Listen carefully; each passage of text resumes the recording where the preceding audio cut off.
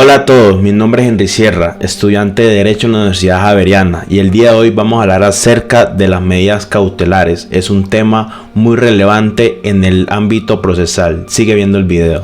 Para empezar, las medidas cautelares son una herramienta en la que el juez puede ordenar en un proceso para proteger los derechos de las partes mientras se resuelve el fondo del asunto. Son fundamentales para garantizar la efectividad de la sentencia final y para evitar que se cause un daño irreversible mientras se decide el litigio. Las medidas cautelares pueden recaer sobre personas, bienes o pruebas. Esto significa que el juez puede adoptar medidas para asegurar que no se afecten negativamente los derechos de las personas involucradas en el proceso o para que se evite la desaparición o alteración de las pruebas cruciales. Por ejemplo, el embargo de bienes puede garantizar que el demandado no disponga de ellos mientras se resuelve el proceso. Como segundo punto, cabe resaltar que existen posibles afectaciones por la demora y el aroma del buen derecho. ¿Qué significa esto? Que las medidas cautelares son fundamentales cuando hay riesgo de que la demora en la decisión final afecte gravemente a alguna de las partes. Esto se debe a que el juez debe analizar si existe un aroma de buen derecho, lo cual significa que la parte que solicita la medida tiene una probabilidad razonable de éxito en su demanda. Esto se conoce como el fumus boni juris, que está relacionada en el concepto de que, aunque no se haya resuelto del fondo la demanda, tiene bases suficientes para que se le dé prioridad a la solicitud a la medida. Como tercer punto, encontramos de que estas son medidas provisionales. Esta característica es clave de que las medidas cautelares que sean provisionales, es decir, que su efecto se extiende para que se dicte una sentencia definitiva. Esto quiere decir que las medidas no solucionan el conflicto de fondo, sino que son medidas preventivas que aseguran las decisiones futuras que no se vean afectadas por la demora en el proceso. Como otra característica encontramos que estas facilitan la ejecución del fallo y otorgan seriedad de las decisiones de la jurisdicción. Por lo tanto, las medidas cautelares tienen la función de facilitar la ejecución del fallo. ¿Esto qué quiere decir? Esto quiere decir de que estas permiten que una vez se dicte una sentencia, el cumplimiento de la misma sea efectivo, ya que se aseguran que los bienes o derechos de las partes no se puedan diluir o se pierdan durante el transcurso del proceso. Esto da seriedad a las decisiones del juez, demostrando que se tomen medidas para garantizar que los derechos no sean vulnerados durante el proceso judicial. Como otra característica encontramos de que estas son prevenientes del equilibrio procesal. ¿Esto qué quiere decir? De que aquel concepto de equilibrio procesal se refiere a la necesidad de que ambas partes del proceso estén en igual de condiciones, de modo que ninguna de ellas se vea perjudicada por la demora o por la falta de protección de sus derechos. Las medidas cautelares estas provienen de este equilibrio, ya que buscan preservar el estado de las cosas inicial y evitar que una de las partes gane ventaja indebidamente por la inacción del juez o la demora procesal. Otra de las características es que estas son medidas anticipativas y conservativas. Las anticipativas buscan evitar que los derechos de las partes se vean lesionados antes de que se resuelva el litigio, mientras que las conservativas buscan preservar el estado de las cosas como estaban en el inicio del proceso. Estas tienen la finalidad de mantener el status quo para que la decisión final del juez no se vea afectada por los actos que ocurrieran durante el proceso. Como otra característica importante encontramos de que estas medidas cautelares también pueden ser conservativas, que buscan simplemente evitar que algo cambie durante el proceso, o innovativas cuando implican un cambio temporal, como la entrega de bienes a la parte para evitar su deterioro o la adopción de alguna decisión que modifique de manera temporal la situación de las partes. Las medidas cautelares tienen ciertas características esenciales que las distinguen de otros actos procesales. Estas características son las siguientes. Primero, acto jurisdiccional. La medida cautelar siempre será un acto realizado por el juez. 2. Propias de un proceso. Las medidas cautelares solo se pueden imponer dentro del marco de un proceso judicial. Tercero, instrumentales. Son un medio para alcanzar un fin, que es asegurar la efectividad del fallo definitivo. Cuarto, provisionales. Como ya hemos mencionado anteriormente, su naturaleza es temporal y depende de la resolución final del litigio. Quinto, taxativas. El Código General del Proceso establece de manera taxativa las medidas cautelares que pueden ser adoptadas, lo que significa que solo pueden tomarse aquellas que la ley ya ha previsto. Por lo tanto, vamos a hablar de las medidas cautelares nominadas. Dentro de las medidas cautelares existen aquellas que están nominadas en la ley, es decir, que son específicamente previstas y reguladas. Encontramos primero el embargo de bienes.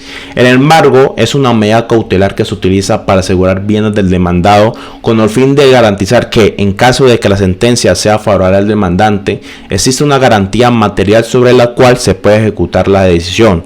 Es una medida que se impone sobre bienes del demandado para evitar que éste los venda, transfiera o disponga de ellos de alguna otra forma que se haga imposible el cumplimiento de la sentencia, lo cual tenemos como característica la finalidad, que es su propósito principal, que es asegurar el cumplimiento de una sentencia, garantizando que el demandante pueda recuperar lo que se le adeuda o exigir el cumplimiento de la obligación.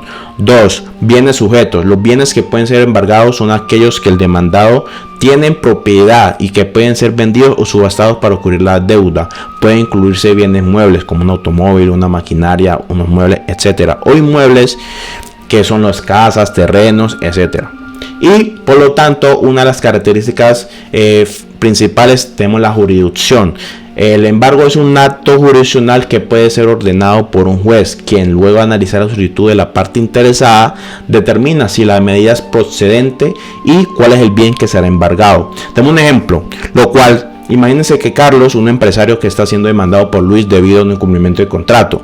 Luis solicita la medida cautelar de embargo sobre los bienes de Carlos, dado que este teme que si el proceso se alarga, Carlos podría vender sus propiedades y el juicio será inejecutable.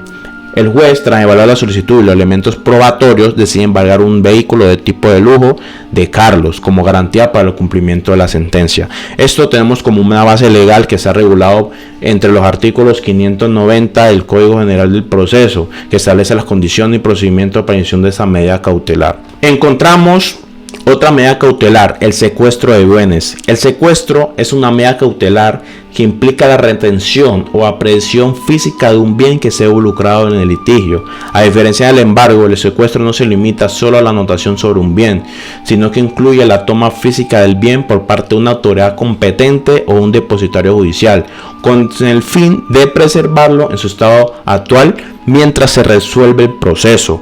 Como característica encontramos la finalidad, que su finalidad es el secuestro. Se ordena cuando el bien es cuestión puede ser deteriorado, perdido o destruido y se requiere una custodia directa y efectiva del mismo para evitar daños o alteraciones que al litigio. Aplicación. Especialmente es útil en el caso de bienes que pueden ser fácilmente devaluados, desnaturalizados o vendidos, como la maquinaria, objetos de valor, documentos importantes, entre otros.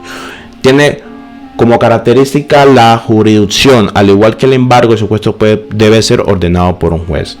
Un ejemplo de secuestro: imagínense en una disputa comercial sobre la propiedad de una maquinaria pesada entre la empresa A y la empresa B. La empresa A solicita al juez que ordene el secuestro de la maquinaria para evitar que la empresa B la venda o la utilice, lo que podría afectar el valor del bien. El juez, al considerar que la maquinaria es crucial para la resolución del conflicto y que el juez estimule que existe un riesgo en que se pierda, ordena que un depositario judicial tome posesión de la maquinaria y lo conserva hasta que se resuelva el juicio. Como tercer medida cautelar encontramos el registro de la demanda.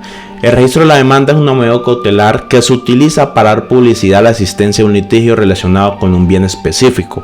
A través de este registro se informa a terceros sobre el proceso judicial que se está llevando a cabo, con el fin de que, en caso de que se realicen transacciones sobre el bien en disputa, se haga de manera informada. Como característica encontramos su finalidad, que su propósito es evitar que el demandado realice actos sobre el bien involucrado en el litigio, como la venta o la transferencia, sin que los interesados, a los terceros, estén al tanto de que ese bien esté comprometido en un proceso judicial. Su aplicación se utiliza cuando hay un riesgo de que el demandado disponga el bien mientras que el juicio sigue en curso. El registro, al hacerse público, protege a la parte demandante de actos que puedan perjudicar sus derechos sobre el bien. Por lo que tanto, una de sus características principales también la jurisdicción. El registro debe ser ordenado por el juez a solicitud de parte interesada. Como ejemplo de registro de demanda tenemos el que en un juicio por propiedad de un terreno, Carlos demanda a Juan por la titularidad del bien. Carlos, por obvias razones, teme de que Juan venda o transfiera el terreno durante el proceso, por lo que solicita al juez que ordene el registro de la demanda en el registro de la propiedad inmobiliaria.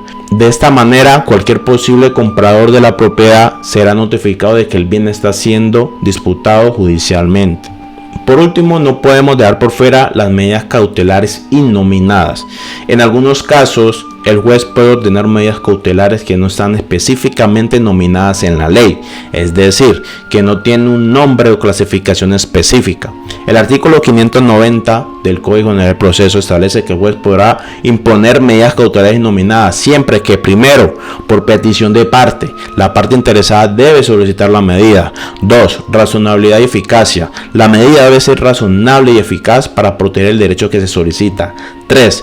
Prevención de daños. Debe existir un riesgo evidente de que el derecho se vea vulnerado por la demora. 4. Legitimación de la parte. El solicitante debe estar legitimado para pedir la medida, es decir, debe tener un interés directo en el litigio.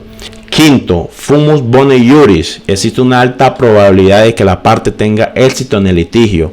6. Necesidad, efectividad y proporcionalidad. La medida debe ser adecuada para el objetivo que se busca alcanzar. 7. Caución del 20%. ¿Esto qué significa?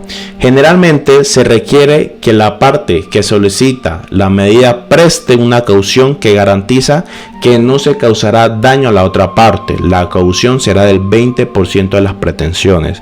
Como ejemplo de una medida cautelar innominada encontramos la inhibición para ejecutar actos. Esto, como ejemplo, tenemos de que en un proceso donde se disputa la validez de un contrato de compraventa de una propiedad, el demandante solicita que se prohíba la venta o gravamen el bien durante el proceso.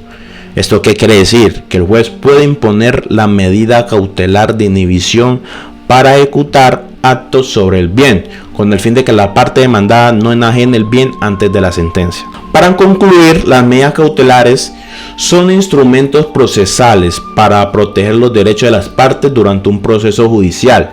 Su naturaleza provisional, su capacidad para facilitar la ejecución del fallo y su fundamento en el equilibrio procesal las convierte en un mecanismo fundamental dentro del derecho procesal. La correcta aplicación de estas medidas garantiza que los litigios no causen daños irreparables y que las decisiones del juez sean efectivas y justas. Espero te haya sido útil este video. No te olvides darle like, comentar y compartir. Muchas gracias.